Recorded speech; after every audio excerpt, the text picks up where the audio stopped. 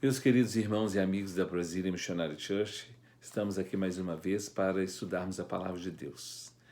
Vamos suplicar ao Senhor a bênção dele para que nós possamos ter entendimento, para que possamos prosseguir a nossa vida em vitória, vendo o que Deus tem nos orientado através da sua Palavra. Vamos orar neste momento. Pai querido, nós te agradecemos por mais um tempo que podemos estudar a tua Palavra. Te suplicamos agora que o Senhor abençoe a nossa vida, que estaremos aqui ministrando, que estaremos aqui passando essa palavra, essa ministração da Tua Palavra, Senhor. Que o Senhor possa nos dar a Tua unção, a Tua graça, e que possa fluir de forma especial através de nós e alcançar os corações, todos aqueles que estarão ouvindo e assistindo este estudo. Nós repreendemos na autoridade do nome de Jesus qualquer ação do inimigo, no mundo espiritual, no mundo físico, em qualquer área, e te suplicamos que o Senhor nos cerque com a tua bênção e com a tua proteção, em nome de Jesus. Amém. Você pode dizer amém? Amém. Amém. Hoje nós vamos falar sobre o mundo espiritual. Eu sempre digo isso. Todas as coisas acontecem primeiro no mundo espiritual. Tudo é determinado primeiro no mundo espiritual. As coisas acontecem primeiro nessa região espiritual, depois elas se materializam, depois ela acontece na matéria, no físico, não é mesmo? Por isso que a gente sonha, por isso que nós temos visões, pressentimentos, percepções, nós sentimos algumas coisas, porque as coisas acontecem primeiro no mundo espiritual. E uma das coisas que eu sempre falo é o seguinte: tudo na vida de todos nós, de qualquer pessoa, depende do nosso estado de espírito. O nosso estado de espírito não depende única e exclusivamente da nossa cultura, da nossa inteligência, do nosso entendimento, do nosso dom, do nosso talento e da nossa capacidade. Depende principalmente do nosso estado de espírito. Porque dependendo do estado de espírito que nós tivermos, nós não conseguimos produzir absolutamente nada, mesmo que nós sejamos o melhor profissional ou os melhores profissionais. Então, tudo na nossa vida depende do nosso estado de espírito. E a propósito, o próximo estudo que eu quero passar para vocês, o tema dele é espírito. Eu quero falar exclusivamente, nós vamos explanar sobre espírito. Mas hoje eu quero falar sobre a atuação dos espíritos no mundo, na atmosfera, no ser humano, na matéria, e como podemos identificar esses espíritos para discerni-los e lidar com eles. Como é que nós lidamos com uma coisa que é espírito, que é invisível, que nós não conseguimos enxergar e nós apenas sentimos as suas manifestações? Não é mesmo? Então nós vamos estudar sobre isso hoje, um pouquinho sobre isso. Nós vamos ler primeiro na carta de João, a primeira carta de João, no capítulo 4, versículo de número 1. A Áurea, minha esposa, a pastora Áurea, vai estar fazendo as leituras para nós. Amados, não deis crédito a qualquer espírito, antes provai os espíritos se procedem de Deus, porque muitos falsos profetas têm saído pelo mundo afora. Então, a primeira parte, o que diz aí? Amados, não deis crédito a qualquer espírito. A palavra de Deus e o ensino da palavra de Deus é para aquele que serve a Deus, não é mesmo? Ou para aquele que vai começar a servir a Deus. Não é para o mundo, para qualquer pessoa, a não ser que ela queira aprender e estudar. Mas aqui, essa palavra é para aquele que é servo de Deus, aquela que é serva de Deus, ou aquele que quer conhecer e buscar a Deus. E ele está dizendo: amados, não deis créditos a qualquer espírito. não dar crédito a qualquer espírito, ou seja, não dê confiança para qualquer espírito, não acredite em qualquer espírito, não confie em qualquer espírito, não dê ouvidos a qualquer espírito, não aceite qualquer espírito, porque isso é uma coisa muito séria. E ele fala assim, antes de você dar crédito, antes de você se envolver e lidar com ele, não é mesmo? Provai os espíritos para que você saiba se eles estão vindo da parte de Deus ou não. Então isso é muito sério. Nós precisamos saber que tipo de espírito quando aproxima de nós, que espírito é esse? E como que nós temos que lidar com ele?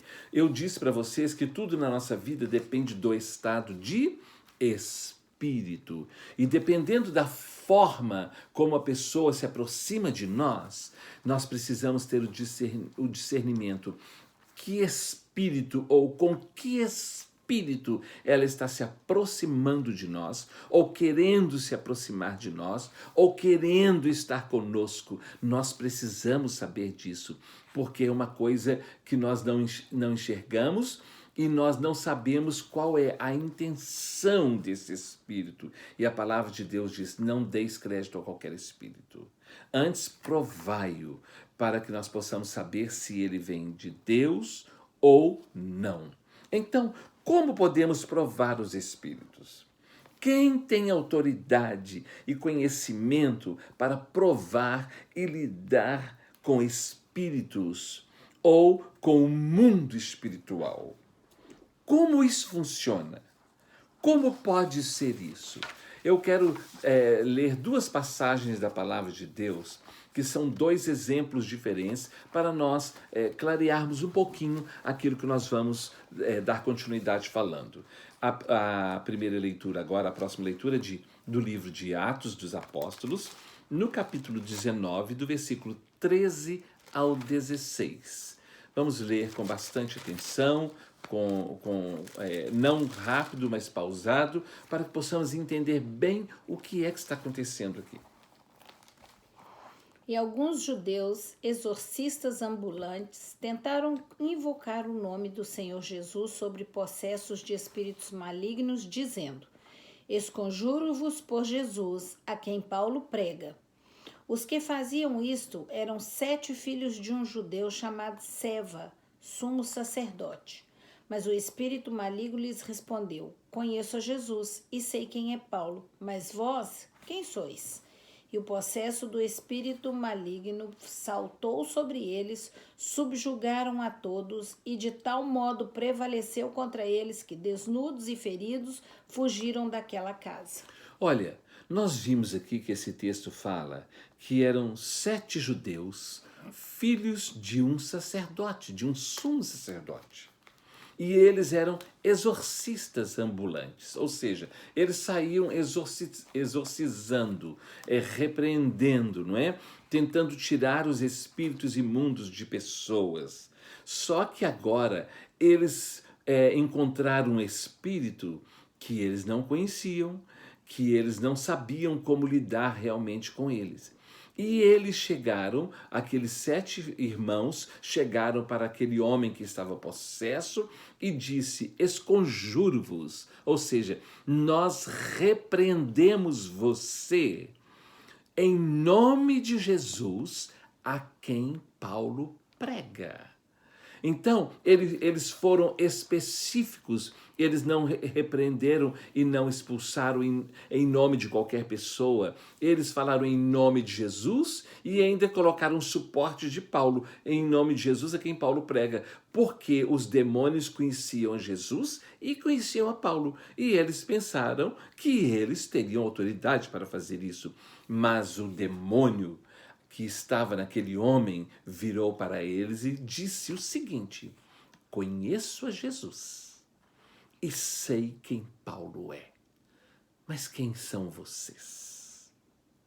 Então, deixa eu falar uma coisa para vocês. Quando nós vamos lidar com o mundo espiritual, Se nós não estamos preparados, se nós não temos conhecimento e se nós não temos autoridade, nós podemos correr um risco muito grande. Porque este demônio, quando falou isso, bateu, deu uma surra nos 7, rasgou a roupa deles e eles saíram desnudos, fugindo daquele demônio. Sabe por quê? Porque eles não tinham discernimento, não tinham conhecimento, não tinham entendimento e muito menos autoridade para lidar com um espírito, principalmente um espírito maligno. Vocês estão entendendo? Por isso que a palavra de Deus fala para nós que somos servos de Deus: provai os espíritos. Não deis crédito a qualquer espírito.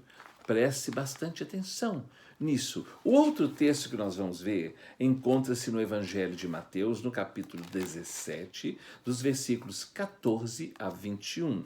Prestem bastante atenção nesse texto. E quando chegaram para junto da multidão, aproximou-se dele um homem que se ajoelhou e disse: Senhor, compadece-te de meu filho, porque é lunático e sofre muito, pois muitas vezes cai no fogo e outras vezes na água. Apresentei a seus discípulos, mas eles não puderam curá-lo. Jesus exclamou: Ó geração incrédula e perversa, até quando estarei convosco? Até quando vos sofrerei? Trazei-me aqui o menino. Jesus repreendeu o demônio, e este saiu do menino, e desde aquela hora ficou o menino curado. Então os discípulos, aproximando-se de Jesus, perguntaram em particular: Por que motivo não pudemos expulsá-lo? E ele lhes respondeu: Por causa da pequenez da vossa fé. Pois em verdade vos digo que se tiverdes fé como um grão de mostarda, direis a este monte: Passa daqui para acolá, e ele passará. Nada vos será impossível. Mas essa casta não se expele senão por meio de oração e jejum. Olha que coisa interessante. Um homem que tinha um filho que era endemoniado, e eles usavam a expressão lunático para não falar endemoniado, esse homem foi até aos discípulos de Jesus e pediu que eles expulsassem aquele espírito imundo do seu filho, que curassem o seu filho, mas eles não conseguiram. Eles não tiveram autoridade. Eles tentaram, mas não conseguiram. Então aquele homem foi com seu filho até Jesus e disse: Olha, eu fui até os seus discípulos para que expulsassem e curassem o meu filho, mas eles não puderam. Será que o Senhor pode fazer isso? E Jesus então disse: Claro que eu posso fazer. E falou: Ó geração incrédula, até quando sofrereis vocês? Até quando eu vou ficar sofrendo por causa disso aí? E ele expulsou o demônio daquela criança, e aquele menino ficou curado e liberto. Aí os discípulos mais tarde procuraram Jesus e perguntaram para ele: Mestre, Rabone, ou Rabi, né? Mestre dos mestres, por que é que nós, que somos seus discípulos, não conseguimos expulsar aquele demônio? Aí Jesus falou duas coisas importantes. Primeiro, por causa da sua pequena fé, da pequenez da fé de vocês. Nós precisamos crer. Se nós temos Deus, se nós servimos a Deus, se a nossa vida está em santidade, se a nossa vida está em comunhão com Deus, nós precisamos crer que no nome dele os demônios são expulsos e têm que sair em nome de Jesus. Não é mesmo? E então ele falou: por causa da pequenez, vocês não creram, vocês tiveram um pouco de incredulidade nesse momento, quando vocês viram essa situação difícil. E outra coisa que eu quero dizer para vocês: essa casta de demônio, esse tipo de manifestação maligna só sai se houver uma consagração de jejum e oração. Então, por isso que nós precisamos sempre consagrar as nossas vidas, sempre ter um período de jejum, de consagração, suplicando a Deus que Ele nos purifique, que Ele nos santifique e que nós estejamos prontos, porque se aparecer uma casta de demônios, nós estamos preparados em jejum e oração, porque esse é o método para lidar com determinados tipos de demônios. Não sei se você está entendendo o que eu quero te dizer. Então, se você não gosta muito de orar e de jejuar, não se atreva a expulsar demônio, porque senão vai acontecer com você o que aconteceu com os 7 judeus que foram expulsar o demônio em nome de Jesus, a quem Paulo pregava. Estão entendendo? Nós precisamos estar com a nossa vida em comunhão com Deus, nós precisamos de jejum e de oração, santificar as nossas vidas. E uma coisa muito importante que nós precisamos chama-se conhecimento e discernimento. Eu já falei que existem duas palavras que são quase que parecidas, mas que têm um sentido diferente e que têm um poder diferente. É a percepção. Percepção é um dom natural. Você percebe as coisas. Existem pessoas que têm uma percepção aguçada. Ela percebe rápido, ela percebe logo. De longe ela percebe as coisas acontecendo. Agora existem outras pessoas que pode acontecer no nariz dela que elas não percebem nada. Porque tudo na nossa vida nós temos que desenvolver. E nós temos que desenvolver esse dom natural da percepção. Nós precisamos ficar mais apercebidos, prestarmos mais atenção em tudo que acontece ao nosso redor. Não é ficar com paranoia, mas é ficarmos apercebidos, porque as coisas acontecem no mundo espiritual de forma muito sutil. E às vezes nós não percebemos. A percepção é um dom natural. Agora, o discernimento é um dom de espírito. É um dom que Deus nos dá. E o discernimento é um dom que você vê aquilo que ninguém vê. O discernimento é uma revelação de Deus. Ele te mostra aquilo que está no oculto, aquilo que ninguém vê. E a palavra de Deus fala que além do conhecimento que nós precisamos ter, nós precisamos do dom do discernimento. Vamos ver na carta aos Hebreus, no capítulo 5, a princípio, o versículo de número 14. Mas o alimento sólido é para os adultos, para aqueles que pela prática têm as suas faculdades exercitadas para discernir não somente o bem, mas também o mal. Olha, ele fala aqui do alimento sólido. O alimento sólido é para os adultos, não é? O ensino, o conhecimento mais profundo é para os adultos, ou seja, é para aquelas pessoas amadurecidas no entendimento, que têm as suas faculdades, o seu QI, a sua capacidade de raciocinar exercitada para discernir não somente o bem, mas também o mal. Então, nós precisamos de desenvolver o nosso QI, a nossa capacidade de raciocínio, de entendimento, com um conhecimento mais sólido. Mas para isso, eu preciso ser uma pessoa amadurecida, uma pessoa com entendimento melhor, uma pessoa que sabe do que nós precisamos realmente. Porque amadurecimento não é na idade. Existem pessoas que têm uma idade avançada e não são maduras. Elas não aceitam as coisas, elas não querem aprender nada, então elas não têm entendimento, elas não são amadurecidas e elas não têm discernimento nenhum. Então, mas o alimento sólido é para a pessoa amadurecida, para os adultos, para aqueles que têm, através do exercício, as suas faculdades exercitadas para discernir não somente o bem, mas também o mal. Nós precisamos ter o entendimento, a revelação daquilo que está chegando. Por isso que lá na carta de João ele fala, antes provai os espíritos, não dei crédito aos espíritos, né? A qualquer espírito, olhe e estude se é uma coisa que vem de Deus ou não. Se vale a pena ou não. Se temos que tomar cuidado ou não.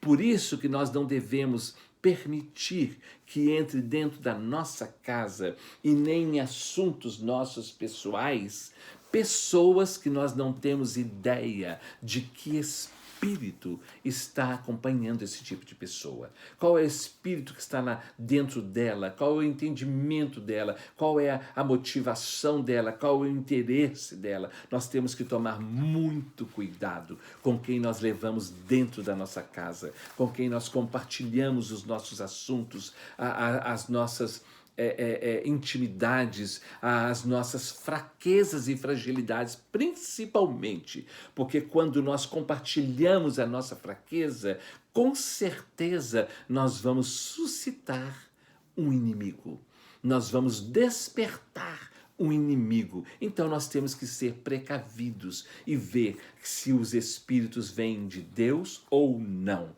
Isso é uma coisa muito séria. Por isso que Jesus fala no Evangelho de João, capítulo 8, versículo 32, ele fala: conhecereis a verdade, e a verdade vos libertará. Quando nós conhecemos a verdade, nós temos entendimento, nós temos conhecimento e nós vamos agir de uma forma mais inteligente, mais sábia, e porque o conhecimento nos liberta. Então Jesus falou: conhecereis a verdade e a verdade vos libertará. E nós vimos aqui em Hebreus capítulo 5, versículo 14, eu li o versículo 14, que foi o último do assunto, já falando: mas o alimento sólido é para os adultos, para aqueles que têm as suas faculdades exercitadas para discernir não somente o bem, mas também o mal. E Jesus fala: nós precisamos conhecer a verdade. E o escritor aos Hebreus estava tentando ensinar. Mas olha o que é que ele diz nos versículos de 11 a 14. De 11 a 14 do que nós lemos, o versículo 14. A respeito, temos muitas coisas que dizer e difíceis de explicar. Olha, um momentinho. Ele fala: a esse respeito, não é isso? A esse respeito, temos o quê? Muitas coisas. Muitas coisas que dizer e difíceis de explicar. Nós temos muitas coisas a dizer, mas difíceis de explicar, porque o alimento sólido é para os adultos. Você tenta explicar uma coisa para uma pessoa e o entendimento dela não alcança. Por isso que nós temos que começar o ensino da base, um discipulado da base, porque senão lá, se você já vai num assunto muito sério, muitas vezes a pessoa não tem. Ela fala: não entendo isso, não aceito isso. Sabe por quê? Porque ela não tem a base. E sem a base, nós não alcançamos a profundidade daquilo que nós temos que estudar. Não é? Então ele fala: a esse respeito, eu tenho muitas coisas que dizer e difíceis de explicar. Porquanto o quê? Vos tendes tornado tardios em ouvir. Vos tendes tornados lentos em ouvir, devagar em ouvir. Sabe qual que é realmente o verbo? Desinteressado em ouvir. São poucas as pessoas que querem aprender, não é? Eu sou professor de piano e às vezes a pessoa quer tocar uma coisa, uma música, mas para ela tocar aquela música, ela precisa passar por uma base, senão ela não vai tocar. Mas ela não quer passar pela base, ela já quer tocar. Não é? É igual o inglês, igual uma outra língua, um outro idioma. A pessoa quer falar, mas ela não quer estudar, ela não quer aprender, ela não quer passar pela gramática. Então ela fala tudo errado. Não é mesmo? E ele está falando assim: a respeito desse assunto, eu tenho muitas coisas que dizer, mas difíceis de explicar, porque vocês estão desinteressados, vocês não estão mostrando interesse. Vocês, quando nós estamos passando a live para você, ou passando o estudo, você está distraído com o celular, você está distraído com outra coisa, você levanta, sai, vai e volta, perde um pedaço, volta. Você está entendendo o que eu estou dizendo? Então não entende nada. E não é fácil ensinar. Não é fácil educar, não é fácil formar uma pessoa. E ele fala, essas coisas são difíceis porque vocês têm se tornado lentos em ouvir, lentos em aprender. O que diz o outro versículo? Pois com efeito, quando devíeis ser mestre, atendendo ao tempo decorrido, tendes novamente necessidade de alguém que vos ensine de novo quais são os princípios elementares dos oráculos de Deus. Olha, ele está dizendo assim, pelo tempo que eu já conheço vocês, pelo tempo que vocês já estão andando com Deus, pelo tempo que vocês já estão lendo a Bíblia, eu não sei se estão lendo mesmo de verdade, vocês já deveriam estar ensinando. Vocês já deveriam ser mestres. Vocês já deveriam estar ajudando a formar outros discípulos. Mas, infelizmente, por causa da lentidão, do desinteresse de vocês, eu tenho que voltar tudo de novo lá no princípio, para que vocês possam entender. O que mais? Assim vos tornastes como necessitados de leite, não de alimento sólido. Ora, todo aquele que se alimenta de leite é inexperiente na palavra da justiça, porque é criança. Ele fala, olha, eu poderia dar um alimento, eu preparei um estudo mais profundo, mas não tenho como dar esse estudo, porque eu já vi que vocês estão precisando de leitinho. Porque vocês não cresceram, vocês não amadureceram. Não é mesmo? Vocês não amadureceram. Então, e toda pessoa que fica só de leitinho é igual criança, porque é inexperiente na palavra. E, infelizmente, um número assustador de cristãos na nossa época agora não tem conhecimento nenhum da Bíblia. São analfabetos de Bíblia e da palavra e de um monte de coisa. Então, eles só sabem cantar e mais nada. Só cantar. E às vezes tocar. Mas palavra de maneira nenhuma.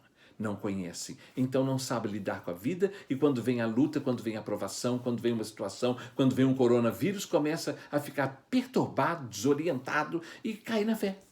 E abandona a fé. Não é mesmo? Você leu até o número? 13. Então ele completa com 14 que nós lemos antes. Pode ler, por favor? Mas o alimento sólido é para os adultos, para aqueles que pela prática têm as suas faculdades exercitadas para discernir não somente o bem, mas também o mal. Então, o alimento sólido é para os adultos, para lidar com o mundo espiritual e com espíritos. Se nós não tivermos muito entendimento, nós vamos ficar sem vitória, sem ter realmente sucesso naquilo que nós vamos fazer. Então, nós precisamos de conhecimento. Paulo, escrevendo aos Efésios, no capítulo 2, de 1 a 3, eu posso lembrar isso aqui. Ele fala assim, ele vos vivificou, ele vos deu vida, Deus vos deu vida, Jesus vos deu vida, estando vós mortos nos vossos delitos e pecados. Toda pessoa que está envolvida com o pecado e com o mundo, espiritualmente ela está morta. Morta espiritualmente para Deus. Ela está morta. Aí ele fala assim, ele vos deu vida, estando vós mortos nos vossos delitos e pecados, nos quais andastes antigamente, outrora, segundo o curso deste mundo, segundo o príncipe da potestade do ar, do espírito que agora atua nos filhos da desobediência. Então tem um espírito que ele tem uma facilidade de penetração e de entrar na vida daqueles que são desobedientes. Toda pessoa desobediente é um prato cheio para o maligno. Toda pessoa desobediente é um prato cheio para o inimigo, para aquele que não quer a bênção de Deus e que quer criar uma confusão. Ele vos deu vida, estando vós mortos nos vossos delitos e pecados, nos quais andastes outrora, segundo o curso deste mundo, segundo o príncipe da potestade do ar, do espírito que agora atua nos filhos da desobediência, entre os quais todos nós andávamos outrora, fazendo a vontade da carne e dos pensamentos, e éramos também filhos da ira, como os demais. Ou seja, tem o espírito no ar. Todas as coisas acontecem primeiro no mundo espiritual. Por isso que vem e pega as pessoas e alcança as pessoas. Toda pessoa desobediente é uma pessoa vulnerável em todas as áreas, no mundo espiritual e no mundo físico, no mundo material. Toda pessoa desobediente, ela é um prato cheio para o inimigo. Vocês estão entendendo? Então, acontece isso no mundo espiritual, não é? E lá em 1 João, capítulo 5, versículo 19, você pode deixar aberto só o Evangelho de João que nós vamos ler? O João aqui 8, porque a primeira carta de João, no capítulo 5, versículo 19, João escreve assim: sabemos que somos de Deus. Nós temos convicção de que nós somos de Deus. Eu acredito que você também tenha convicção de que é de Deus. E ele fala: sabemos que somos de Deus, mas o mundo inteiro jaz no maligno. O mundo inteiro dorme descansado nos braços do maligno. A palavra jaz, eu já falei, ela é encontrada em lápides nas sepulturas. Não é em paredes de casa, não. Você não põe lá na porta da sua casa, aqui jaz a família tal. Não, você coloca isso em sepultura quando morre alguém. E a Bíblia fala: o mundo inteiro jaz. O mundo inteiro dorme como se fosse um bebê no braço do maligno. E o bebê, quando você tenta tirar dos braços, ele não quer. Quando você tenta colocar o bebê na cama, no berço, ele chora, porque ele quer ficar nos braços. E o que a palavra de Deus diz é o seguinte, que quando você tenta tirar alguém do mundo, essa pessoa, ela tem uma reação difícil. Muitas vezes ela chora por quê? Porque ela está confortável. Ela se sente confortável no mundo, no pecado, lá. Porque lá ela vive do jeito que ela quiser. Então, sabemos que somos de Deus, mas o mundo inteiro jaz no maligno. Então, nós estamos no meio do mundo, nós estamos vivendo no meio de um povo, no meio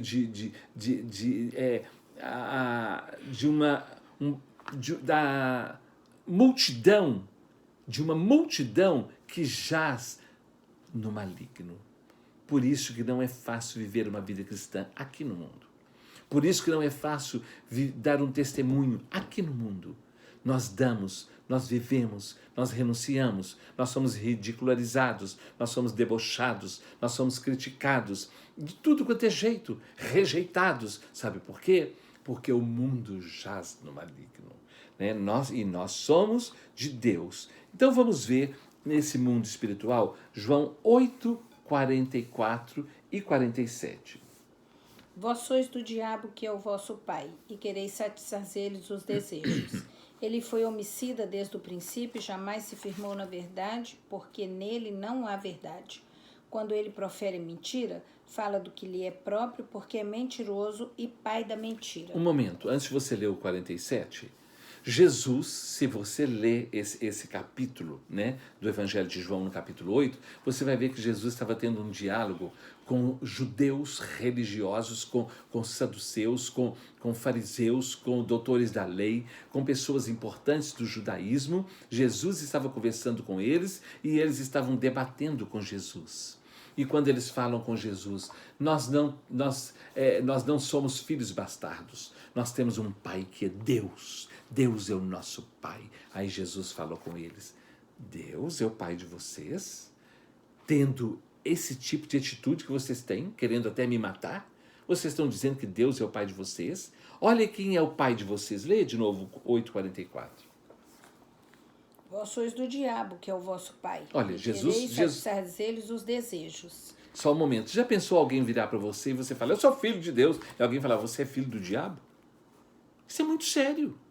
Isso é muito sério. E Jesus não estava falando com pessoas que não tinham entendimento de vida religiosa, não. Ele estava falando com pessoas religiosas e sérias que eram reconhecidas e respeitadas na sociedade, no meio do povo judeu e dos romanos. Em todo lugar onde eles iam. Mas Jesus fala: vós tendes por pai o diabo e quereis satisfazer-lhes os desejos. O que mais?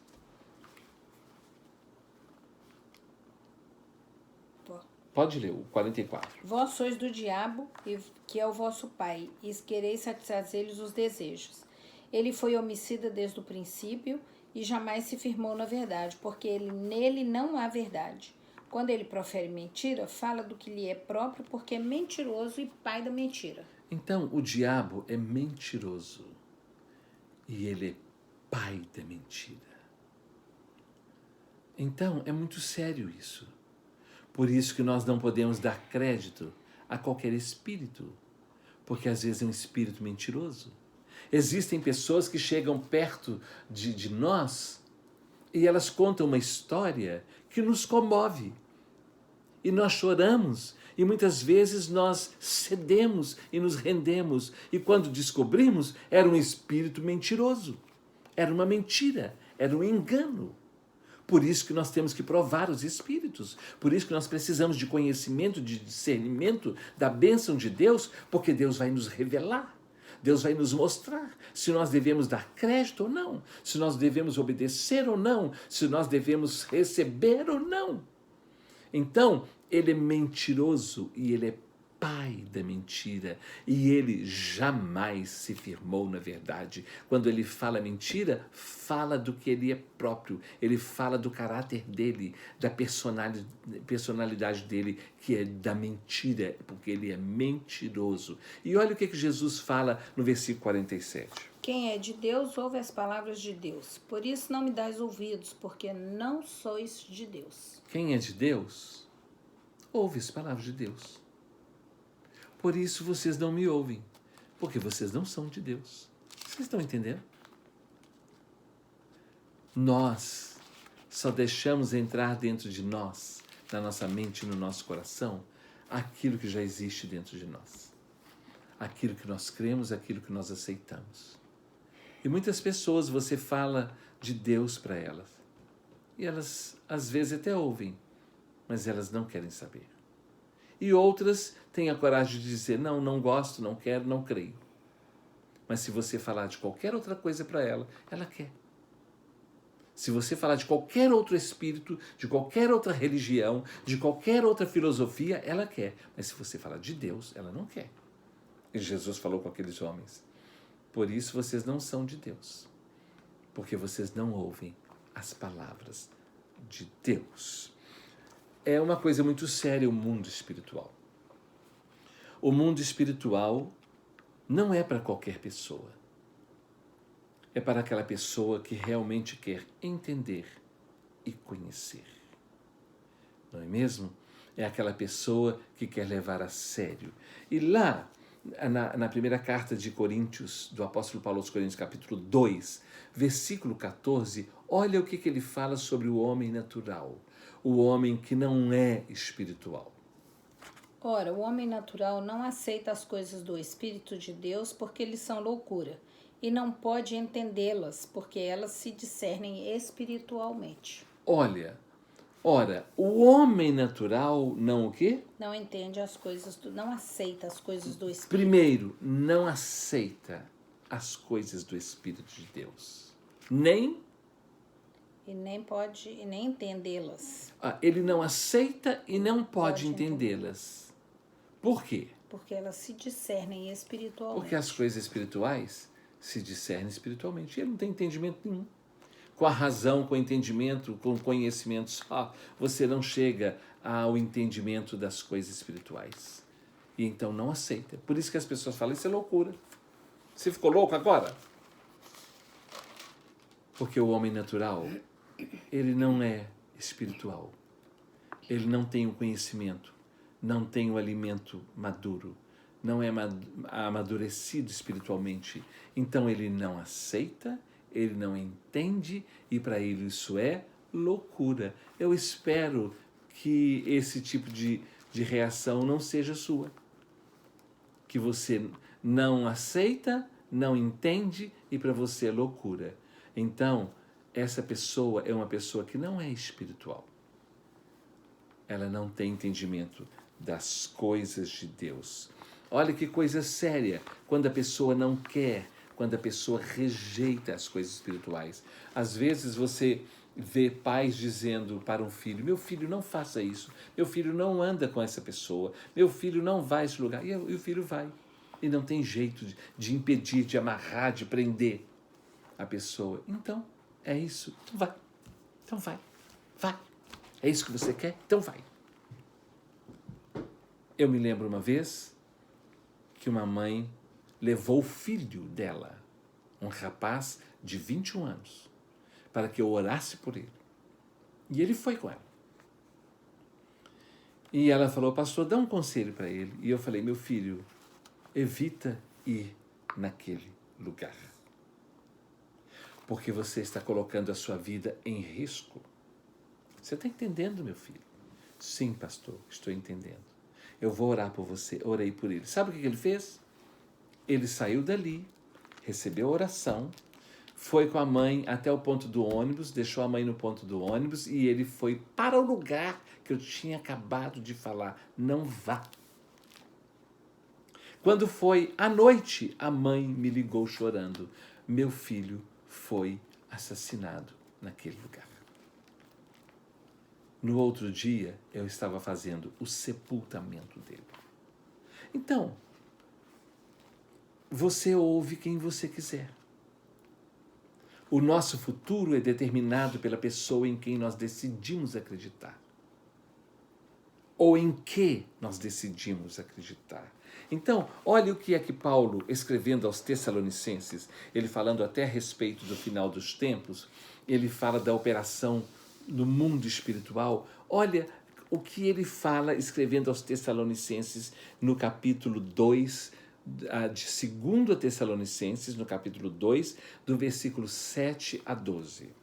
Com efeito, o mistério da iniquidade já opera e aguarda somente que seja afastado aquele que agora o detém.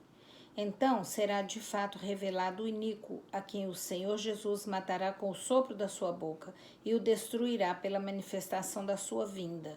Ora, o aparecimento do iníquo é segundo a eficácia de Satanás, com todo o poder, sinais e prodígios da mentira, com todo engano de injustiça aos que perecem, porque não acolheram o amor da verdade para serem salvos. É por esse motivo, pois, que Deus lhe manda a operação do erro, para darem crédito à mentira, a fim de serem julgados todos quantos deram crédito à verdade.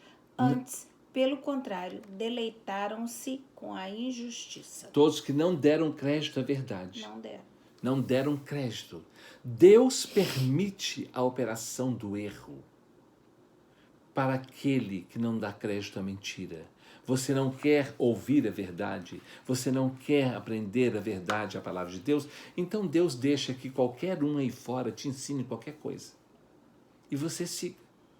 E ele fala: o iníquo, a operação do iníquo é segundo a eficácia de Satanás, com todo engano e sinais da mentira.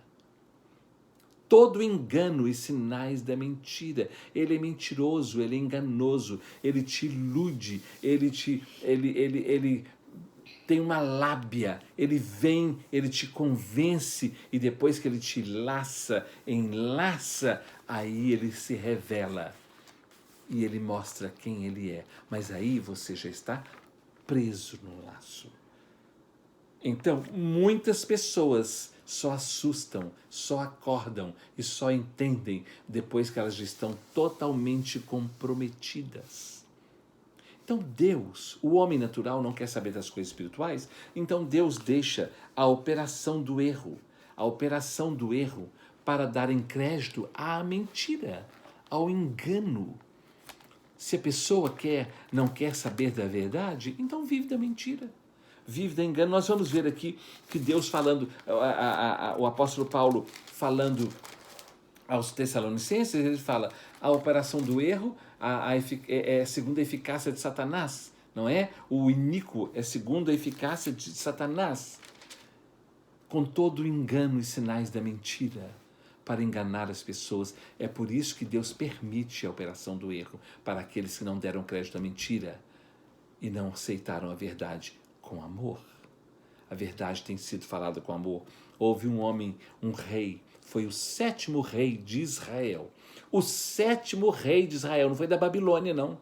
Não foi da Síria, não. Foi de Israel.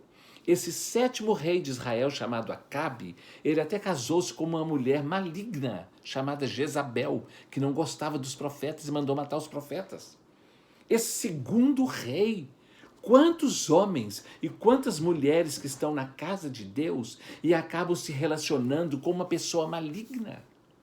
Quando o diabo quer nos destruir, ele põe uma pessoa errada na nossa vida, no nosso caminho, porque pessoas erradas só geram problemas, só geram confusão na nossa vida. E então Acabe era um homem que ele conhecia Deus, conhecia a palavra de Deus, ele foi ser rei de Israel, mas ele dava ouvidos a um monte de gente. E ele vivia ouvindo mais palpites errados, conversas fiadas, exemplos que não edificavam. Tanto que ele tinha com ele 400 profetas, 400 bajuladores mentirosos que ficavam bajulando ele, adulando ele para ter as coisas do reino, sabe? E Deus queria falar com ele, mas ele não queria ouvir. Jeosafá, que era rei de Judá, foi falar com ele, foi conversar com ele, e ele falou assim, eu já tenho 400 profetas aqui, e eu não vou entrar em detalhes desse tema, mas eu só quero dizer uma coisa, por causa da dureza de coração do rei Acabe, por causa da sua insensatez, da sua estupidez, e da sua falta de temor a Deus, Deus permitiu que um espírito agisse na vida dele contra a vida dele. Olha o que está escrito no livro de 1 Reis, no capítulo 22, versículo 22. Deus estava tendo uma conversa com o mundo espiritual, porque até o demônio, para ele agir, ele tem que ter a permissão de Deus. Vocês estão entendendo? Então, olha o que é que aconteceu em relação à vida do rei Acabe. Respondeu ele, sairei e serei espírito mentiroso na boca de todos os seus profetas. Disse o Senhor, tu enganarás e ainda prevalecerás. Sai e faze-o assim. Leia depois o capítulo 22. Deus pergunta no mundo espiritual, tem alguém aí que pode ir e enganar Acabe? E um se apresentou e disse, eu irei. E ele disse, com quê? Eu serei espírito mentiroso na boca dos seus 400 profetas. Quando uma pessoa não tem o temor de Deus e fica ouvindo um monte de profetas que também não têm temor de Deus, esse espírito imundo vem e fala mentira na boca até dos profetas. Esse é o mundo espiritual.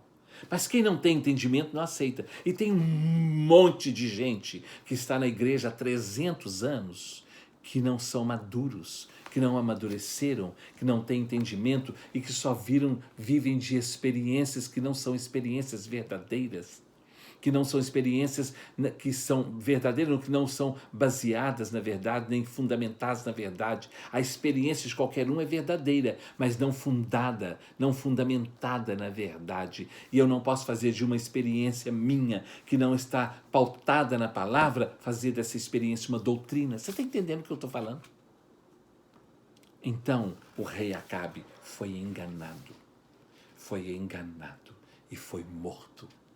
Então, nós precisamos que Deus tenha misericórdia de nós e nos ajude, porque o mundo espiritual é uma coisa muito séria, não é?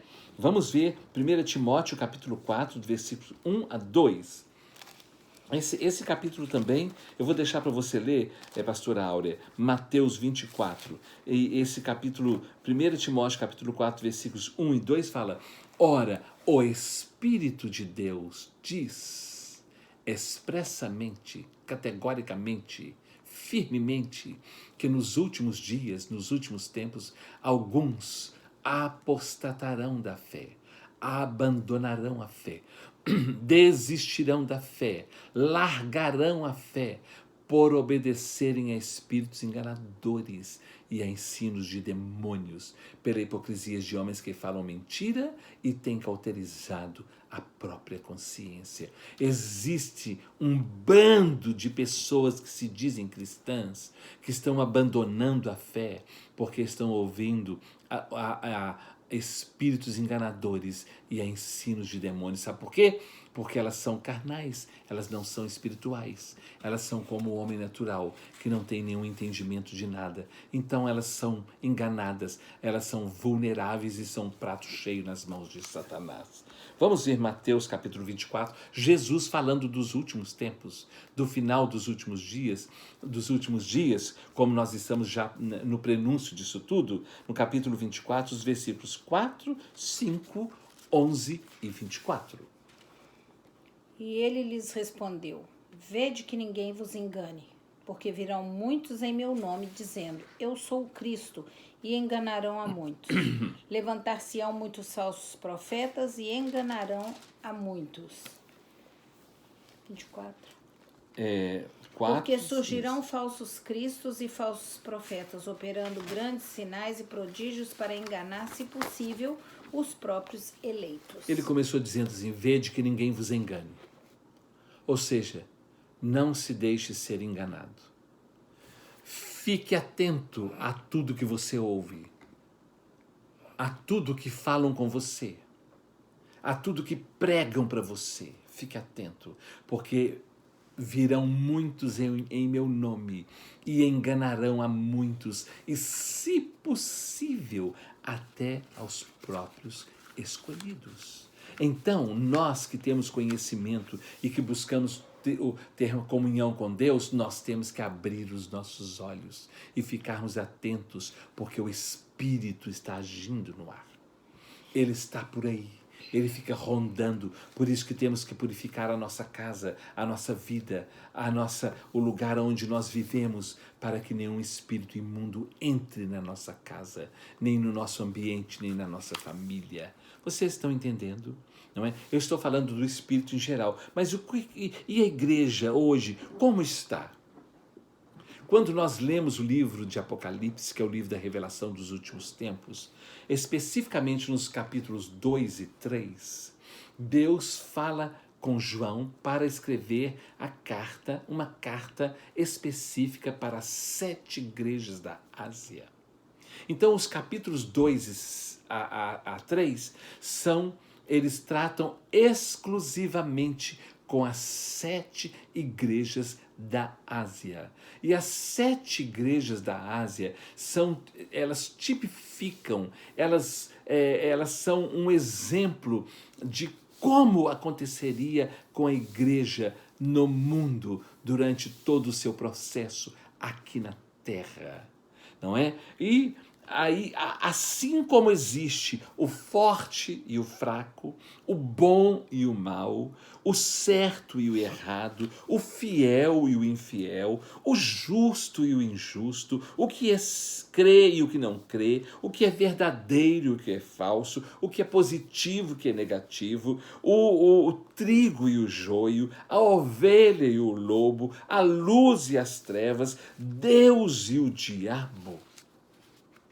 Assim como existe um lado e o outro, quando nós lemos a carta, o livro de Apocalipse, nos 2 capítulos, o capítulo 2 e o 3, falando sobre as igrejas, o comportamento das igrejas e o que aconteceria com a vida das igrejas no decorrer da história, as 2 últimas igrejas, elas tipificam a igreja desse tempo agora. Como é que a igreja hoje está no mundo. Então, são 2 igrejas que mostram a situação das igrejas nos últimos dias. Lá em Apocalipse, capítulo 3, do versículo 7 ao 13, fala sobre a igreja de Filadélfia, tipificando a igreja hoje no mundo. Ele vai falar da Filadélfia e de Laodiceia, A Filadélfia e Laodiceia vão mostrar como é que está a situação espiritual das igrejas hoje na Terra, no mundo, nesse tempo. Vamos ver Apocalipse 3, de 7 a 13. Ao anjo da igreja em Filadélfia escreve: essas coisas diz o santo, o verdadeiro, aquele que tem a chave de Davi, que abre e ninguém fechará, e que fecha e ninguém abrirá. Conheço as tuas obras. Eis que tenho posto diante de ti uma porta aberta, a qual ninguém pode fechar, que tens pouca força. Entretanto, guardaste a minha palavra e não me negaste o nome. Olha, eu conheço você. E eu quero dizer uma coisa, eu abri uma porta para você que ninguém pode fechar. Eu sei que você não tem muita força, vocês têm pouca força. Não é mesmo? Como que ele fala nesse versículo? Eu sei que tem pouca força, entretanto, guardaste a minha palavra e não me negaste o nome. Eu sei que vocês têm pouca força, no entanto, vocês guardaram minha palavra e não negaram o meu nome. Um momento. A igreja hoje no mundo, o mundo hoje jaz no maligno. A situação é terrível e nós estamos vendo muitos crentes no mundo inteiro orando e parece que nós não vemos resultado em muitas coisas. É como se nós tivéssemos pouca força. Por quê? Se formos medir as forças, existe uma coisa terrível no mundo. O mundo jaz no maligno. O mundo está entregue a Satanás. Então, a nossa luta é muito grande. E ele fala, eu sei que parece que vocês têm pouca força, mas vocês guardaram a minha palavra e não me negaram. O que mais? Eis que farei que alguns dos que são da sinagoga de Satanás, desses que a si mesmos se declaram judeus e não são, mas mentem, eis que os farei vir e prostrar-se-ão aos teus pés e conhecer que eu te amei. Olha, ele está dizendo, ele está falando de judeus, de homens religiosos, porque ele falou naquela época lá naquela época, que a igreja, que a religião predominante era o judaísmo. Então ele fala, eu vou fazer com que aqueles que se dizem judeus, que se dizem religiosos, mas não são. Se ele falasse hoje, ele falava com aqueles que são crentes, que estão na igreja e que se dizem crentes, mas não são. E eles são da sinagoga de Satanás, da igreja de Satanás, porque eles fazem o que Satanás quer. Apesar de irem aos cultos, apesar de até de dar dízimo, apesar de cantar, apesar até de pregar, eles não são fiéis. Deus está falando, eu estou vendo que vocês guardaram minha palavra, mas existem alguns que são infiéis e que são da sinagoga, da igreja, da religião de Satanás. E o que mais? Versículos 7 a 13.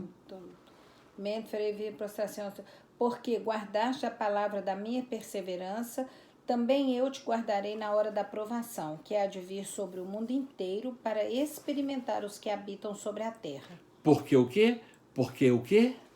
Porque guardaste a palavra da minha perseverança. Porque guardaste a palavra da minha perseverança. O que mais? Também eu te guardarei na hora da provação que há de vir sobre o mundo inteiro. Na hora da provação que há de vir sobre o mundo inteiro, eu vou estar guardando você. Estão entendendo? Eu tenho falado que tem um tratamento diferenciado para com aquele que ama e teme o Senhor. E que tem procurado viver em fidelidade com o Senhor. Apesar de não ter muita força, não nega o nome do Senhor. Ele falou, na hora da aprovação, porque você guardou o meu nome, eu vou te guardar. Eu vou te proteger. Há uma proteção para aquele que crê e para aquele que está santificando a sua vida. Vocês estão entendendo, meus queridos?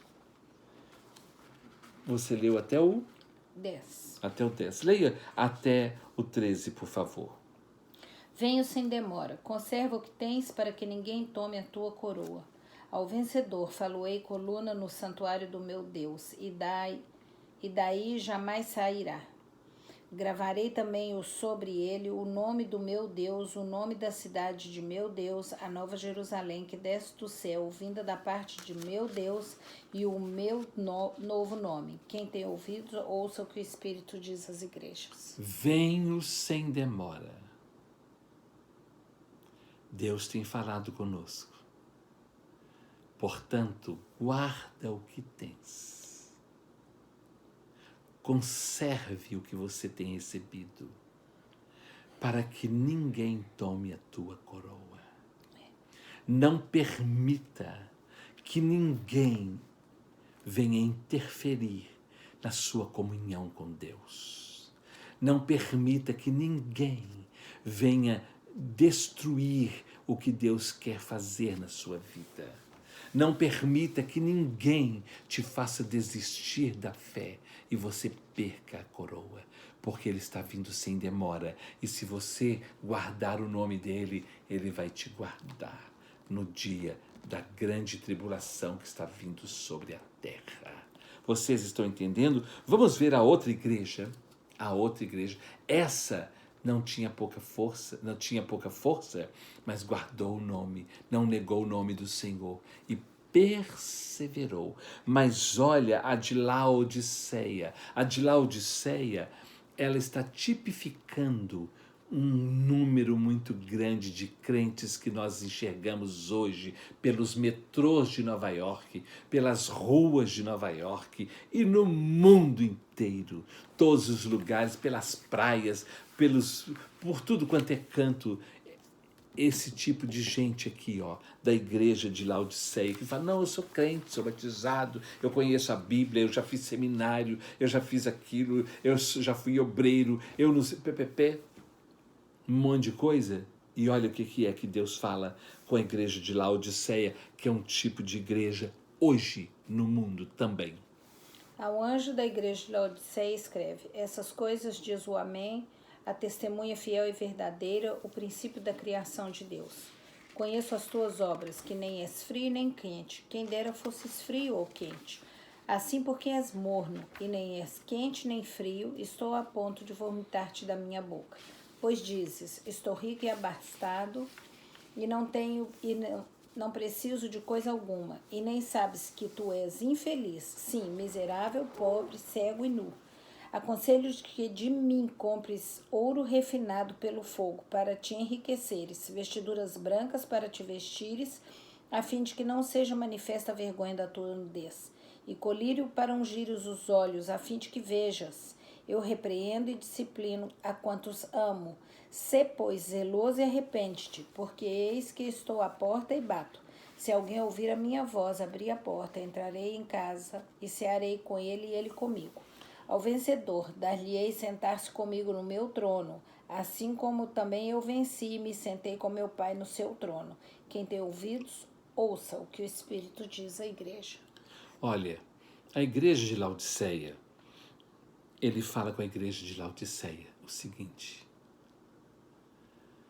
eu sei que você não é fria e nem é quente. Você vive em cima do muro. Você vive no meio termo. Você nunca se define. Você nunca toma uma posição séria. E porque você não é fria e nem é quente, crente, eu estou a ponto de vomitar-te da minha boca. Você vive falando que você é rica, que você não precisa de nada, que você tem dinheiro, que você já tem poupança, que você já tem a sua vida arrumada, tudo organizado, e que você tem ouro, mas o seu ouro, a ferrugem vem acabar com ele. O perfeito ouro é aquele que vem de mim, é o ouro refinado, purificado. Porque a bênção do Senhor enriquece e com ela não vem desgosto nenhum. E ele fala, e eu aconselho também que você coloque um colírio nos seus olhos, que você não está enxergando direito, não. Vocês estão entendendo? E ele fala, eis que estou à porta e bato, ou seja, eu estou na porta desta igreja, eu não estou lá dentro.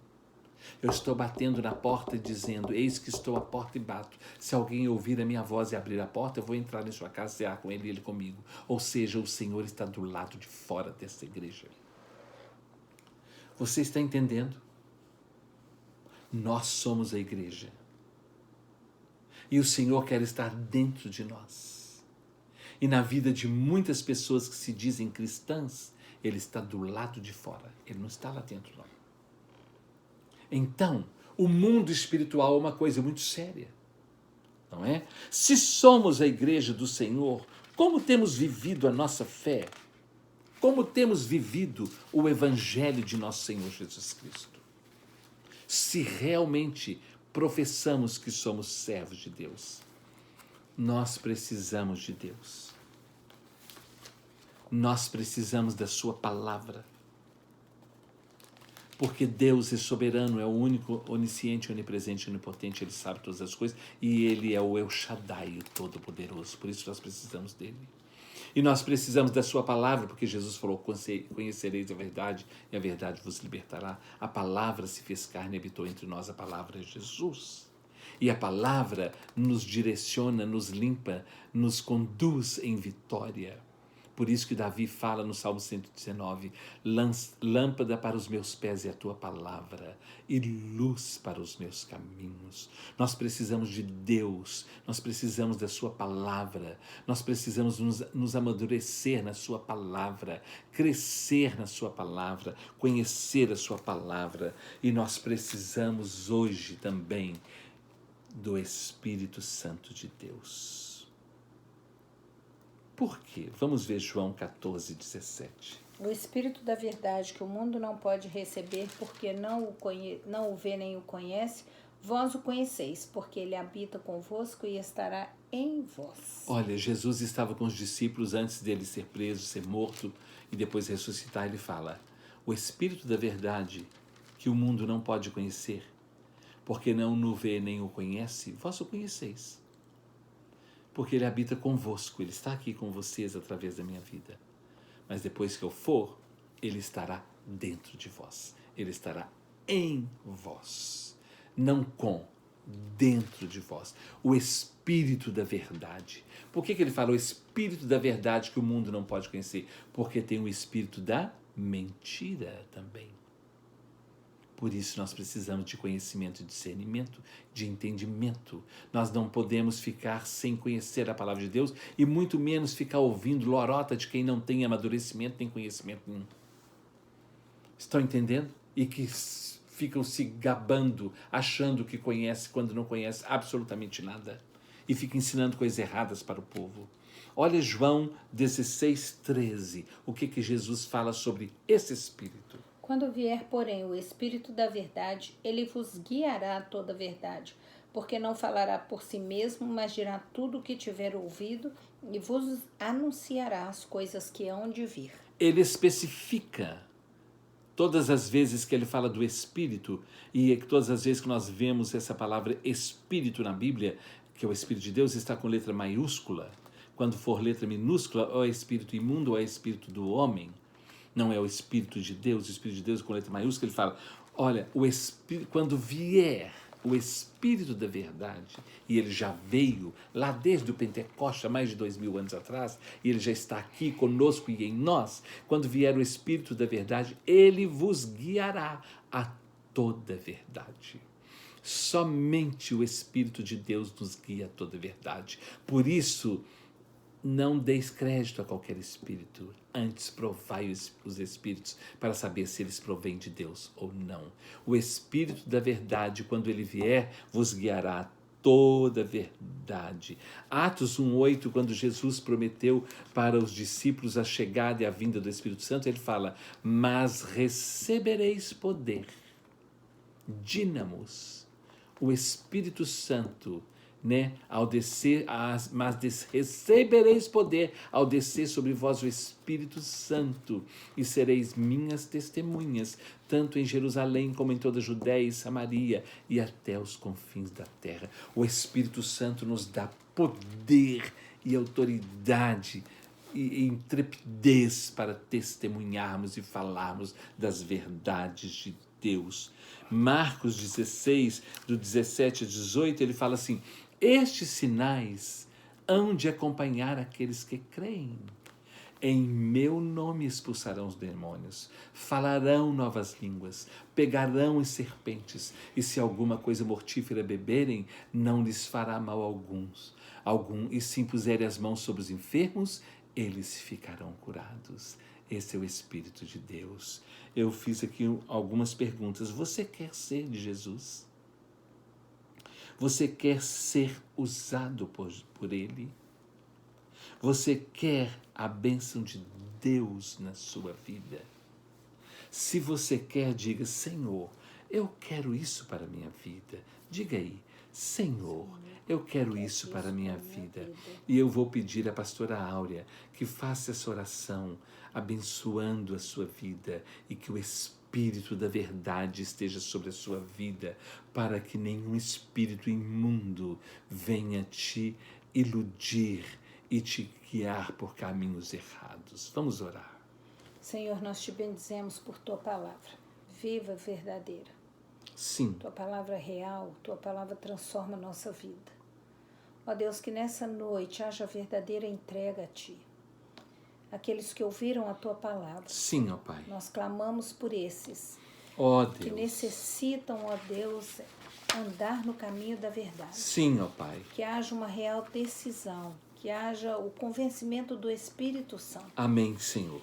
Ó Espírito Santo de Deus, só o Senhor que pode fazer a obra. Sim, ó Pai. E nós te pedimos, Pai, convence, transforma. Amém, Senhor. Sopra vida sobre essas vidas.